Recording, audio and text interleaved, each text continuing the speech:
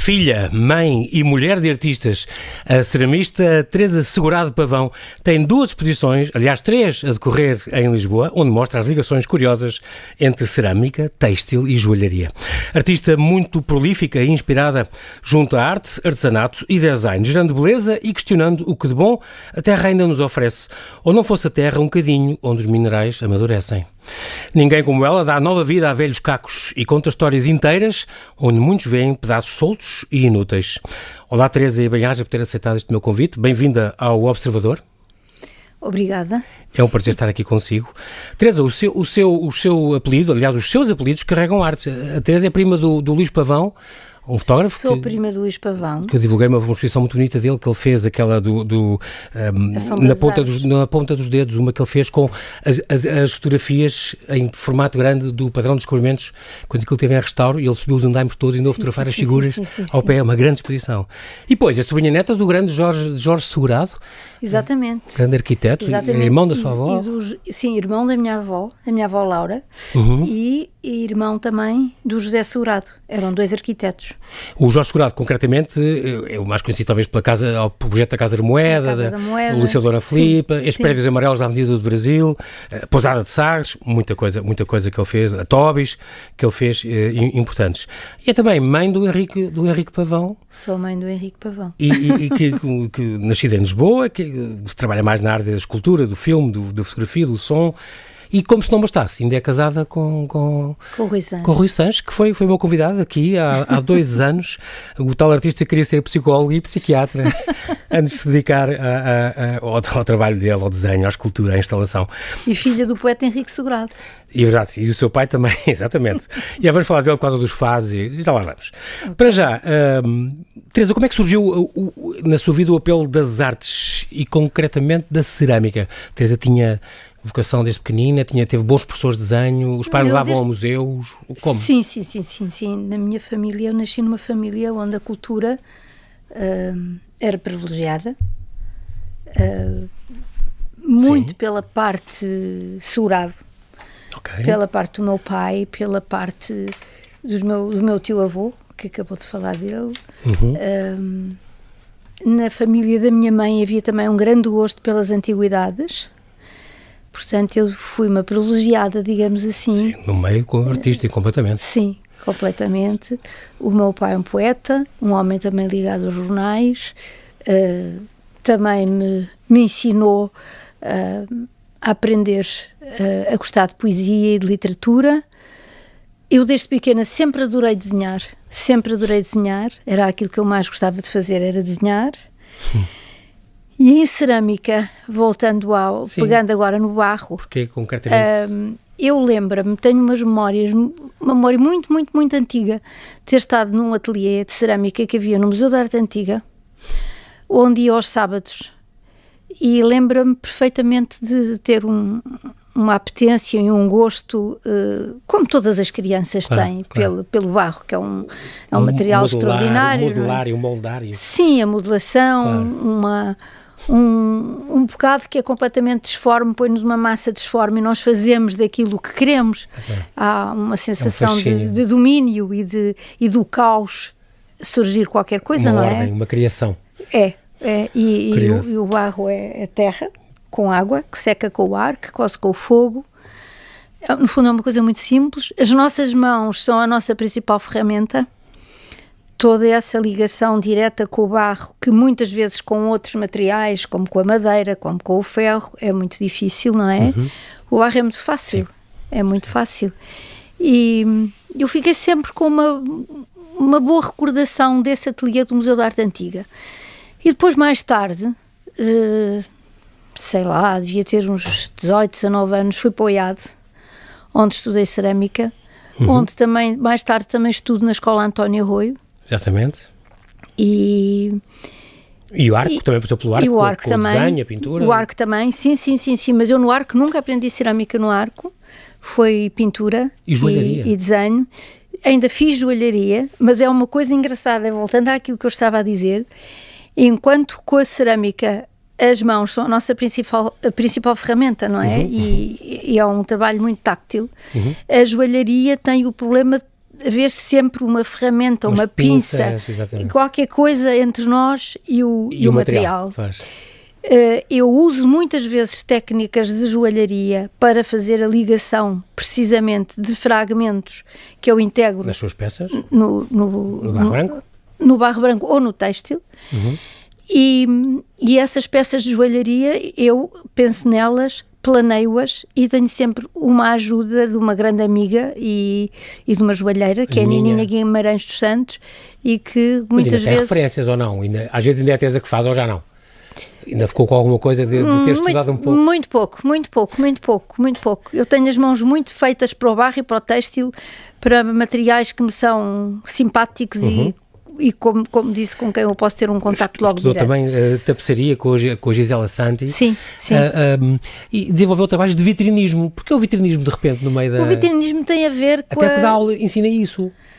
Agora não, porque agora... Mas deu aulas disso? Dei aulas de vitrinismo Sim. Isso é decorar as montras, não é? E teve alguns passos onde era durante a Teresa responsável? Sim, na Teresa Alecrim, na Migacho. Aliás, a minha mãe foi a fundadora da Migacho. Sim. E a minha vida está ligada também, da parte da minha mãe, a lojas. E também o meu gosto pelo têxtil também, provavelmente, também virá daí. E fazer montras. As montras são sempre mundos muito mágicos, não é? São mundos de sedução, são mundos de composição e muito cedo realmente... Pode contar histórias, não é? Há uma história que se conta numa monstra, completamente. Convidar pessoas a entrar, ouvir. Curioso, fazer conjugações. Não ligam muito a isso, não? Acho que é uma coisa... Chega à coleção nova, expõe nos bonecos que ali estão na entrada. Aliás, a colaboração que eu dei sempre nas lojas Migacho e depois também mais tarde na Teresa Alecrim e numa joalharia também, que era a Branca de Brito e depois passou a ser a Luísa de Brito. Era precisamente fazer as montras. No fundo são caixinhas. Surpresas às vezes. São caixinhas que se criam e eu gosto muito dessa criação. Natal, e se vai a Londres e vai a Nova Iorque, é um mundo. É um mundo. De parar a rua. É um mundo. São universos que se criam, não é? E que é muito o que eu também faço no meu trabalho, a criação de universos, de pequenos universos. As suas biografias falam sempre que vive e trabalha em Lisboa, mas a Teresa tem um ateliê a dois no Alentejo. Tenho. Com o seu marido, com perto de Serpa, se não me engano. Não fica longe de Serpa, fica entre Serpa e Beja. Muito bem, e onde... como é que é esta casa da taipa, não é? É uma casa de taipa. São os dois, tudo com energias renováveis e não sei o quê, procuram que seja uma coisa muito integrada na terra. E onde os dois trabalham, tem ateliê, onde os dois... Temos ateliês. E assim, mas separados. O ateliê não é o mesmo, são ateliês separados. Às vezes está a criar sozinha e outras vezes ele está consigo ou pede a opinião. Sempre criamos sozinhos e ao final do dia quase sempre visitamos o ateliê um do outro e muitas vezes falamos do que estamos a fazer. Às vezes não quer a opinião dele ou quer sempre? Quero às vezes, outras vezes não. Ou então não logo. Outras vezes não logo. Exato. É mais o não logo, Mas a opinião do Rui, aliás, eu acho que o meu trabalho cresceu muito com o meu casamento. Eu devo muito ao Rui. O Rui é um homem muito culto. Fica aqui uma homenagem feita e merecida. Foi um grande entrevistado também. Muito culto. E muito criativo também. E muito criativo. É incrível. Só podia gerar isto. E fez bem a falar do seu pai, o poeta, e que foi jornalista também, e livreiro, que é importante, outra faceta importante do seu pai, que eu gosto muito. Ateliê dos dois no Alentejo. A Teresa já expõe há 37 anos, por aí, está representada em uma série de coleções nacionais e estrangeiras importantes. E é conhecida por também integrar muito na sua arte o artesanato também. Eu não lhe chamaria artesanato, a artesania, porque o artesanato às vezes tem uma conotação de peças que têm que ser utilitárias. Nem sempre, embora eu às vezes faça peças com o intuito que elas sejam utilitárias, nestas exposições que estão a decorrer agora, a preocupação... São três. A preocupação não é que elas sejam, não é que as peças sejam utilitárias. Muito importante. E são objetos, aí, no fundo e mesmo que sejam objetos. coisas, são caixas, são taças, com colheres às vezes, com coisas, mas mesmo que elas perdem um bocadinho nas suas mãos e em elas museus, têm a memória perdem do o lado utilitário, passam para o lado do estético, às vezes do sagrado, às vezes do segredo, e é muito engraçado isso, porque é o que eu digo, dá outra vida a essas coisas, já para nem falar do que depois integra, mas já lá vamos. Muita gente considera a cerâmica uma arte menor, porque dizem que não é bem escultura, é uma coisa um bocadinho diferente. E o facto, como estávamos a falar agora, de integrar objetos utilitários, e que estamos a referir a coisas que integram as louças do dia-a-dia, por exemplo, e coisas desse género, é um universo estético que a pessoa não acha que não é bem uma arte maior. Então, mas historicamente é do mais importante que há, e houve os Picassos e os Matisse e os Crumins Lapa desta terra, e a fabulosa também Cília de Sousa, por exemplo, são pessoas que elevaram a uma forma de arte muito importante. Sim. Eu acho que todas as formas, todos os materiais e todas as formas de expressão são válidas, claro, desde que o trabalho tenha valor, não é? O que é que permite a cerâmica que outras artes não permitem tanto? Quer dizer, o que é que distingue, o que é que destaca? Vamos voltar um bocadinho ao princípio da conversa, que é realmente a plasticidade do barro e as possibilidades infinitas que o barro nos dá de conseguirmos fazer qualquer coisa com um bocado de terra, com água e com as mãos. Claro, é verdade. Eu tive há um ano aqui um convidado, Teresa, o Ricardo Lopes, que dá aulas de olaria ali no Museu do Oriente, volta e meia, mesmo com a roda do oleiro e não sei o quê, e falava dos efeitos terapêuticos da cerâmica. E tem. Nos tempos atuais, que são dominados pelo digital, pelo imediato e tal. Então, a calma de fazer aquilo, que refletem-se também na multiplicidade das idades, das origens, das profissões, das inspirações, nestes workshops para adulto, sente que é como a jardinagem, são coisas que fazem bem. São, isso sem dúvida nenhuma. A jardinagem, só me lembro do seu marido que dizia ao Rui, vou viver para o monte, vou agora para o campo, agora é que me vou dedicar à erva. Nunca fui eu, nunca fiz nada no jardim, estou tão ocupado a ver coisas, a fazer, a pintar, a criar, não é? Que não liga nenhuma a essa parte. Mas a cerâmica tem muito esta parte terapêutica, não tem? Da cabeça? Tem muito. A cerâmica tem uma coisa, o barro tem uma coisa muito interessante que é... estamos ali e o presente absorve-nos completamente. Estamos inteiros a fazer... A 100%. Estamos a 100%. Ajuda imenso pessoas que têm dificuldade de concentração, ajuda imenso a ultrapassar momentos de infelicidade, porque do caos se consegue, de alguma maneira, moldar uma ordem que se sonha, que se inventa. Uhum. A Teresa é muito engraçada porque tem o seu trabalho... Muitas vezes, pelas peças que eu vi, começa com esta recolha. A Teresa é uma recoletora. Começa por aí sempre. Recolha de pedaços, de restos, de pedaços. Os despojos do João Coutileiro, por exemplo, um grande amigo seu, é um dos exemplos. Isso vai ser o meu próximo projeto, que vai ser em junho, precisamente no dia 26 de junho, que seria o aniversário do João. É o primeiro. Que aliás morreu na véspera do seu pai, o ano passado. Morreu na véspera do meu pai. E a Teresa já tinha cacos dele, digamos assim. O João morreu no dia 5 e o meu pai no dia 6 de janeiro. De 21. De 21. E o João fazia uma coisa muito, muito ternurenta e muito afetuosa, que era, juntava em caixinhas de cartão, ele e a Margarida Lagarto, a mulher do João, os dois juntavam em caixinhas os restinhos das pedras do João, que por sua vez o João trabalhava com restos das pedras das pedreiras. Portanto, o João trabalhava com os restos das pedras pedreiras, guardava-me os restinhos das esculturas dele. Já para si? Para mim. Porque sabia que a Teresa ia aproveitar e dar uma vida nova, reciclar. Sabia que eu ia fazer para isso. As artes. Sabia que eu ia fazer isso e vou ter uma exposição num local muito privilegiado, que é no Museu da Arte Antiga, e que será precisamente no dia 26 de junho, em que vai haver algumas esculturas do João, e peças minhas em barro branco com as pedras. Com pedras pedras do João que eu não lhes toquei praticamente. Portanto, as pedras estão como o João as deixou. Tudo tem a ver com afetos, portanto. Tem tudo. A sua arte. A linguagem dos afetos é algo que me é muito, muito tocante. Uhum. Qual é a sua rotina de criadora? O que é faz levantar de manhã para ir esculpir? Acorda, faz todos os dias, cria coisas? Quase sempre. Quase sempre. Ouve música? Está sozinha? Quase sempre. Não, ouço rádio. Estou sozinha. Espero que a rádio seja boa. A rádio é boa. A rádio é boa.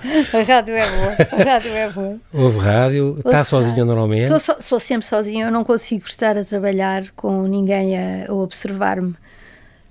Preciso mesmo de estar sozinha. E gosto muito de fazer as exposições, gosto muito depois que as pessoas vão ver as minhas exposições, mas realmente a parte que eu mais gosto do meu trabalho é esse momento em que eu estou no ateliê sozinha a criar. É um trabalho muito físico, não é? Não, costuma executar a partir de um desenho? Desenha sempre ou não? Às vezes está com às vezes rabisco, às vezes tenho uns rabiscos, às vezes até tomo notas, quase como se eu estivesse a escrever o que vou fazer. É quase uma escrita. E às vezes começo por modelar e depois faço pequenos ensaios daquilo que vou fazer. Às vezes as peças mudam a meio, outras vezes às vezes acontece eu ser muito rígida porque estou com uma ideia muito certinha e a coisa vai exatamente como eu programei. Outras vezes há grandes surpresas, outras vezes na cerâmica acontece muito, há grandes dissabores. Porque racham ou partem ou qualquer coisa. Porque abre-se o forno e as peças não estão como deve ser. Mas há uma coisa muito interessante, é que as falhas e os erros também me dão fragmentos, também me dão cacos, também me dão princípios de outras coisas. Também aproveita, claro. Não é? Chega a cozer no Alentejo? Chego. Diz que tem um forno que quase a 1000 graus. Sim, 1000 graus com energia solar. É boa, incrível. Muito bem. Mas só no verão, só consigo fazer essa habilidade só no verão, não é? Muito bem, Teresa, neste momento são 7h30, nós vamos fazer aqui um brevíssimo intervalo e já voltamos à conversa. Até já. Até já.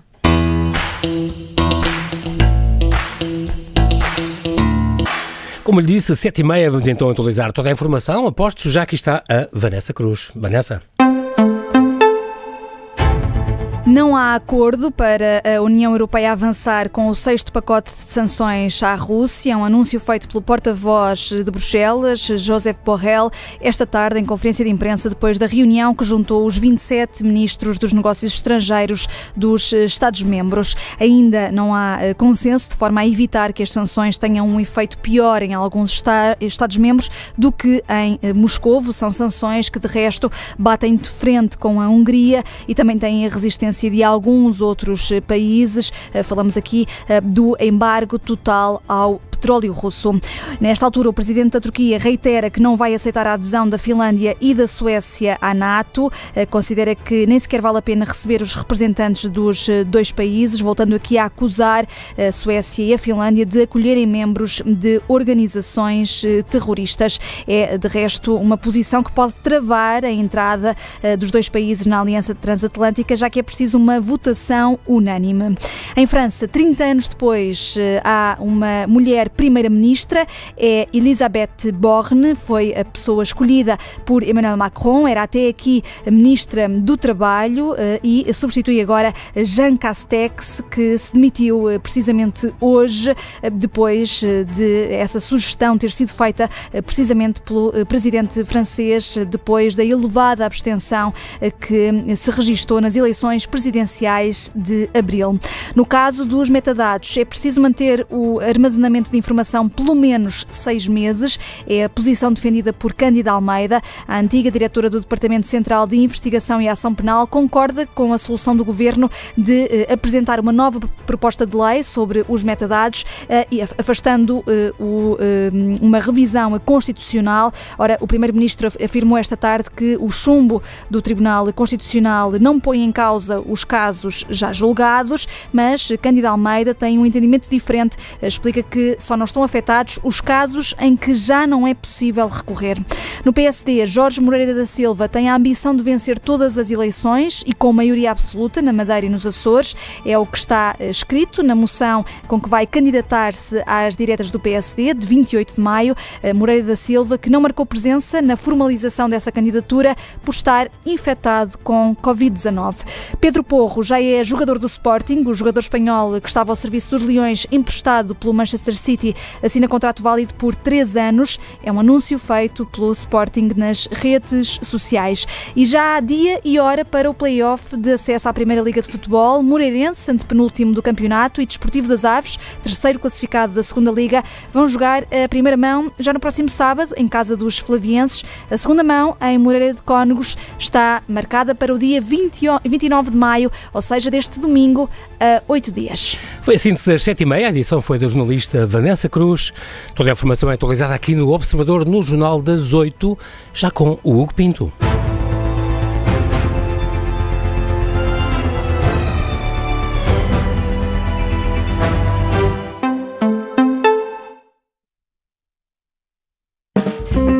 O lado bom da vida. De segunda à sexta, Tiago Pereira traz-nos sugestões, aqui ansiosos pelas tuas sugestões literárias. recordações Esta é a minha favorita e reparem.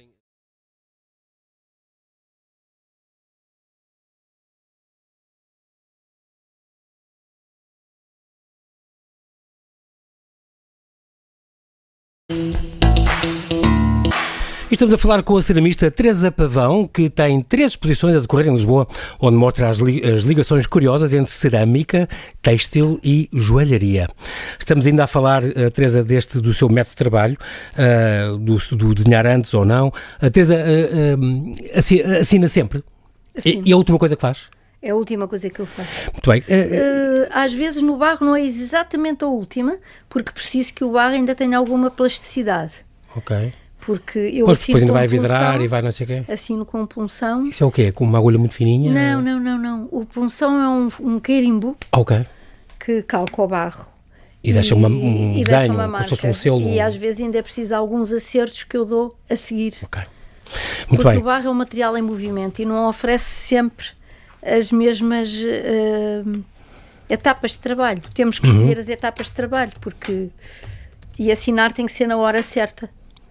O que é, quando é que a Teresa considera como uma obra de arte sua, uma criação sua, está pronta, está perfeita? Ou tem aquela coisa do ainda podia dar mais um tom, hoje vê coisas suas que diz isto ainda ficava melhor se tivesse feito isto ou aquilo, ou não? Chega a uma altura em que diz só acabo quando acho que já não há mais nada a fazer. Tem que ter a sua, é verdade, é importante. Alguma, custa separar das obras que vende ou que... Nada. Não há nenhumas que conserve para sempre. Há Pronto, sempre. isso Há uma não é? ou outra sim que Sim, conserve. que guarda. As peças em que eu estou pegada são sempre as peças que eu estou a fazer no momento. Está a trabalhar nelas. São sempre as peças que vão fazer parte de uma família para uma exposição. Essas peças eu tenho uma ligação. Depois, não. Depois gosto muito que elas sigam o seu percurso. Caminho, noutras casas se for preciso. Sim. Ainda bem, isso é bom, espalhar a sua arte. Muito bem. Em 85, primeira exposição, se não me engano, na Sociedade Nacional de Belas Artes, tinha essa indicação, não sei se logo a seguir, no ano seguinte, em Tavira e tal. Estou aqui a saltar algumas exposições que teve em 2011, a Terra é um bocadinho os materiais. Essa foi no Museu da Ciência. Os minerais amadurecem no Laboratório Químico. No Laboratório Químico. Sítio lindo. Adorei fazer essa exposição, porque eu pude visitar as reservas, que agora estão visíveis ao público, mas nessa altura não, estavam num sótão, e eu pude visitar as reservas. Foi há 11 anos, sim. Já há uns anos pude visitar as reservas e inspirei-me precisamente nas caixas, não só nas peças como nas caixas que as continham, forradas a veludo, e a exposição tinha peças e cada peça tinha uma caixa também forrada a um tecido. Quem fala de caixas fala de cofres. Em 2013, 2014, já sabe o que é que eu vou dizer. Teve no MUD esta grande exposição, talvez a única exposição que se fez convidada, é uma história deliciosa, esta dos 3.553 objetos, que é exatamente o número de cofres que se não me engano, tinha aquela sala subterrânea. É 3.552. Então. O título que foi dado pela Bárbara Coutinho, diretora do Museu do MUD. Diretora do museu, e que aliás escreve um texto agora para a minha exposição que está na Galeria Bessa Pereira, O Fio da Ariadne. A Bárbara deu-lhe exatamente esse número porque seria o número que viria a seguir, quase como uma sugestão daquilo que é feito depois. Os cofres eram 3.552 e achámos muita graça, por 3.553 é uma capicua. Foi uma grande exposição que eu tive e foi uma exposição que me marcou muito. Isto agora, porque a gente tem que falar da Casa Museu, ainda não chegámos lá e já vamos aqui a meio da conversa. Mas tenho que lembrar que é muito curioso porque esta história, que eu tenho de contar rapidamente, que a Teresa visitou, a Teresa Segurado Pavão entrou naquele antigo BNU. É o antigo BNU, eu entrei na sala dos cofres. E ficou fascinada. Havia uma exposição de sementes. E eu fiquei completamente fascinada, fiquei apaixonadíssima pela sala. E cheguei a casa e disse ao Rui, a minha próxima exposição vai ser no MUD, na sala dos cofres. E o Rui disse, parabéns. Quem é que te convidou? Eu disse, ninguém. Não, e o melhor não é essa ideia. E a Teresa, a partir desse dia, começou a trabalhar para a exposição que ia ser lá, sem ninguém ter... Comecei a trabalhar. É espetacular. Comecei a trabalhar, a integrar no barro peças que podiam estar dentro dos cofres. Desde restos de talheres, restos de moedas, pedras semi-preciosas, espelhos, peças que poderiam estar guardadas dentro daqueles cofres. E, quer dizer que aqui já havia cerâmicas chinesas e ágatas e coisas assim? Já havia. E pratas já e pratas douradas? Havia muitas pratas. E comecei a trabalhar e fui fazendo. E, entretanto, obviamente, que escrevo um e-mail e que me propus à diretora do MUD, que era a Bárbara Coutinho, e que não me respondia. Eu a trabalhar. Quando a chamou, meses depois. Não, houve uma coincidência felicíssima. Foi a Bárbara visitou a minha exposição, que estava nessa altura ainda, teve bastante tempo no laboratório químico. Sim. Gostou da exposição e relacionou e convida-me para ir ao MUD para falarmos da tal proposta que eu tinha feito. Eu tinha a exposição praticamente feita. Olha, vamos planear para daqui a uns meses, quando é que tem coisas prontas? Já está. E quero a sala dos cofres, não quero outra sala, senão eu quero a sala dos... É uma sala muito difícil, mas é essa que eu quero. Abriram 121 dos 3.552 cofres, cá está, desta sala para expor as suas peças. Depois também há uma curiosa que é a fábrica, que fez aqui ao lado, na Appleton, também já foi a nossa convidada. Mas esta na Appleton Square... E que também é uma história muito interessante, porque... Agora vai falar da Dona Lucinda, claro. Vou falar da Dona Lucinda. A Dona Lucinda quem era? Ela. A Dona Lucinda era uma senhora absolutamente maravilhosa que me guardava os restos das sedas quando eles pensam em vender a fábrica ao engenheiro Appleton. Porque era uma fábrica era uma fábrica de passamanarias. Pronto, aquelas coisas das borlas, eles tinham as sedas em bruto. Sim, as borlas, as cortinas, as franjas, aquelas coisas todas. E eles tinham a seda em bruto e eu tinha estado no ateliê da Gisela Santi, que foi onde eu aprendi a fazer tapeçaria, devo muito à Gisela e fiz parte de um grupo que era o 345, criado pela Gisela, e eu ia lá buscar os restos das sedas que nós comprávamos a peso. Que a Dona Lucinda lhe guardava. A Dona Lucinda começa-me a guardar quando se percebe que a fábrica vai fechar e que ia ser vendido ao engenheiro Appleton. Mal sabia eu... Pai, mal da Vera, sabia eu. E foi meu professor. Foi. É engraçado, tipo, para saber eu que depois ia ser um espaço de artes, como foi, já tivemos um programa sobre isso. Que ia ser tão amiga da Vera como sou hoje. E depois ia expor hoje, lá, e o seu marido também. Ia expor lá, e o Rui também, e o meu filho também. Estivemos os três. Incrível. Aliás, foi a primeira exposição que o Henrique fez quando veio da Suécia, que ele estudou em Malmö. Foi a primeira exposição, foi lá. Já estamos no ano passado, onde então teve esta exposição muito gira no Convento dos Capuz, 4 mãos, com Mário Lajinha. Isto faz parte de uma... Essa exposição está no fim. Está no fim. Sim. Também é uma história de afetos. Cá está. Também é uma história de afetos. Os marfins foram depositados pela Maria Nobre Franco dentro do envelope e vinham de um piano que era do Teatro de São Carlos. Piano esse que foi para afinar na Valentim de Carvalho. E onde eu faço 35 peças, onde todas elas têm uma lâmina de marfim integrada, e depois o Mário Lajinha aceitou o meu convite e fez uma composição. Aliás, o Mário que musicou um fado do seu pai. Musicou. Dedicado que o Camané cantou. Dois fados do meu pai.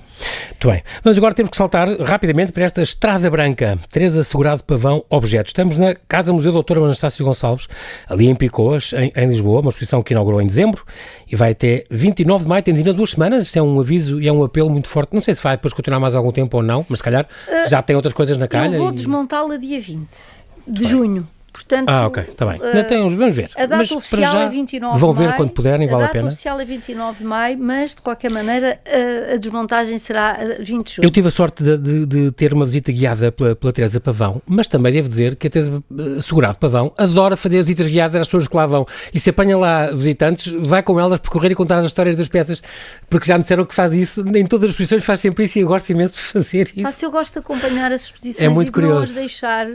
Não deixar as peças, não as deixar ali. Até porque é muito interessante que são os olhos dos outros que me fazem compreender melhor, não é? Incrível. Já agora explico, e foi um bom pretexto para voltar a esta casa, eu já não ia há muitos anos, e ela está realmente toda renovada, a Casa Museu Dr. Anastácio Gonçalves, só para lembrar, é Prémio Valmor, é um edifício muito, muito, muito bonito, muito curioso, que era a casa ateliê do José Malhoa.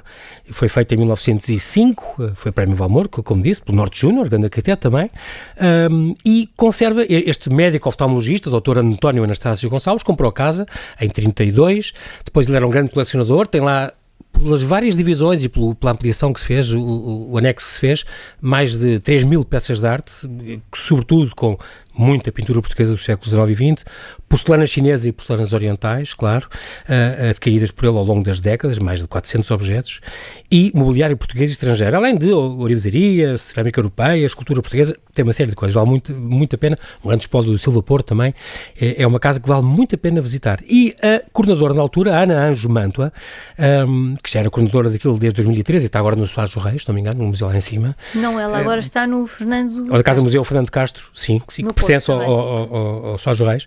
Aliás, o espaço mais excêntrico do Porto. Foi a curadora da exposição. Foi, e foi ela que a convidou, e depois isto também com as pandemias andou para trás, já desde 2016 que estava planeada e andou para trás e para frente até finalmente ser concretizada. Portanto, esta Casa-Museu, Dr. Anastácio Gonçalves, tem vindo a desafiar artistas contemporâneos para reinterpretarem este edifício tão curioso, e o convite recaiu aqui sobre a Teresa Segurado Pavão, para fazer peças que estão espalhadas não só naquelas 3 salas das exposições temporárias, mas pela casa toda, os espaços todos, tudo, desde o dormitório, as bibliotecas, tudo. E, portanto, é muito curioso, porque aí junta, então, estas coisas que a Teresa vai colecionando, são mais de 100 peças que tem lá expostas, com as coisas que o mar lhe foi trazendo, há coisas muito bonitas de louças Ming que vêm de naufrágios, certo? Não, sim, aliás, quem me dá os cacos Ming é precisamente a Ana Mantua, que os tinha com lá. Ela, okay. E tinham vindo da ilha de Moçambique. E em vez de trazer conchas, trouxe os cacos. E ela viu uma exposição minha na Belo Galser, onde eu tinha integrado cacos de Feiança Satsuma e propôs... Estamos a falar de uma técnica japonesa? Satsuma, sim, é uma feiança. Também há porcelanas, mas eu neste caso usei feiança. E ela achou muito interessante a integração dos cacos na cerâmica branca e convida-me, pondo-me uma caixinha de madeira com algodão e com os cacos todos lá dentro, os cacos de porcelana Ming, para que eu fizesse um grupo de peças para serem expostos na sala de exposições temporárias da Casa Museu Anastácio Gonçalves. Isto em 2016. Meteu-se muita coisa, Covid, faltas de verbas, uma obra muito grande que a casa sofreu, e a exposição foi sendo atirada para a frente. Sim, porque ela foi toda remodelada, até fizeram um elevador e tudo. Sim. Entrada nova, bilheteira nova, loja, está impecável, vá muito a pena visitá-la.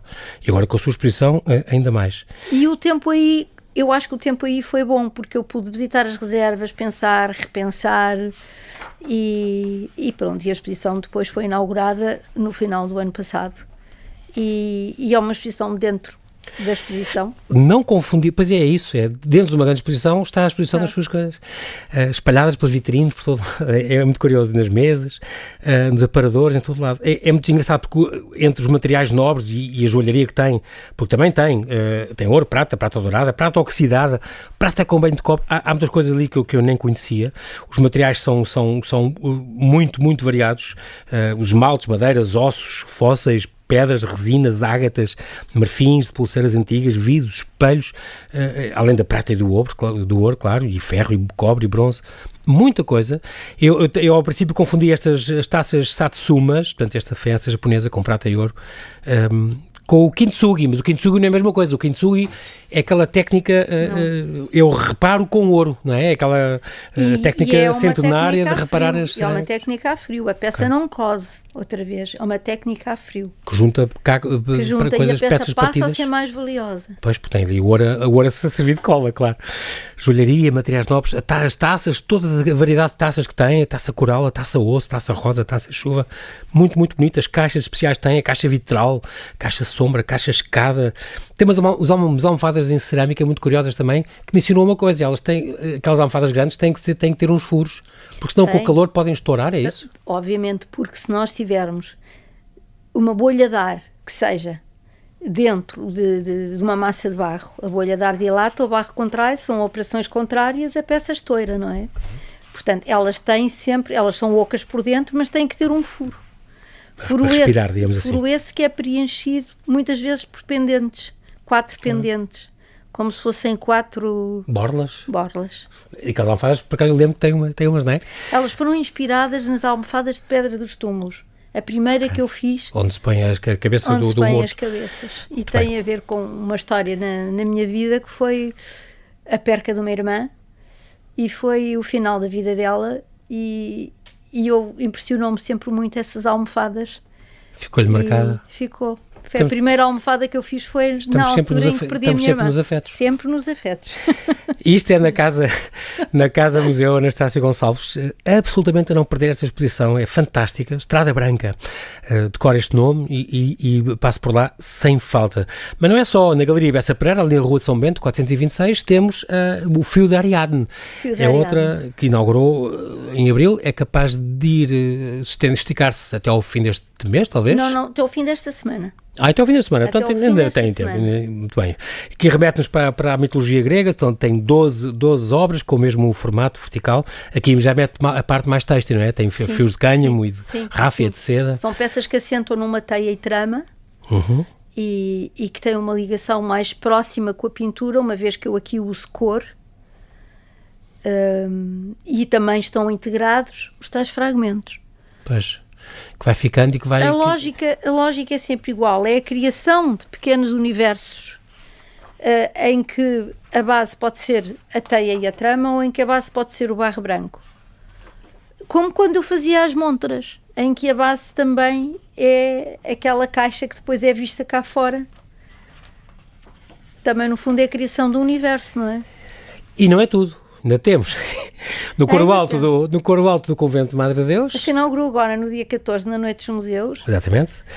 Às 7 horas. Ali, Mare Ossus Tellus. Isto quer dizer o quê? É latim? Quer dizer, de grego. Em grego? Mare Ossus Tellus?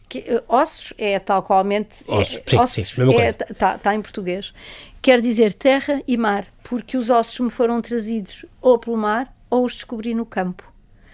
E é na Sala dos Cadeirões, ou Sala dos Relicários, portanto fazia sentido. São 25 peças? São 25 peças, todas feitas em barro branco. Vão estar até 2 de outubro, portanto temos mais uns meses para ver durante o verão. Essa inaugurou mesmo agora. Barro branco é sempre o barro que a Teresa prefere? É sempre o barro que eu prefiro. É uma folha de papel em branco onde se escreve aquilo que se quer. É tela em branco?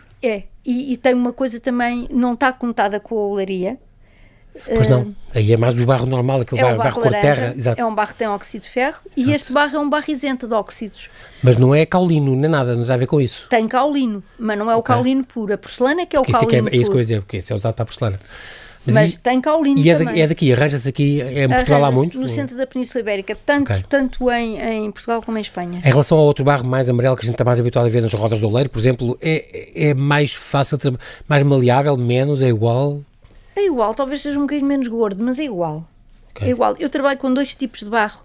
Trabalho com um tipo de barro que tem papel integrado, que fica mais cor de marfim, que foi aquele que eu usei no piano, precisamente porque também quis fazer... As 4 mãos? A 4 mãos, que foi uma exposição que teve a curadoria da Filipa Oliveira, que foi uma grande curadora, e vai ser a curadora da exposição no Museu da Arte Antiga também.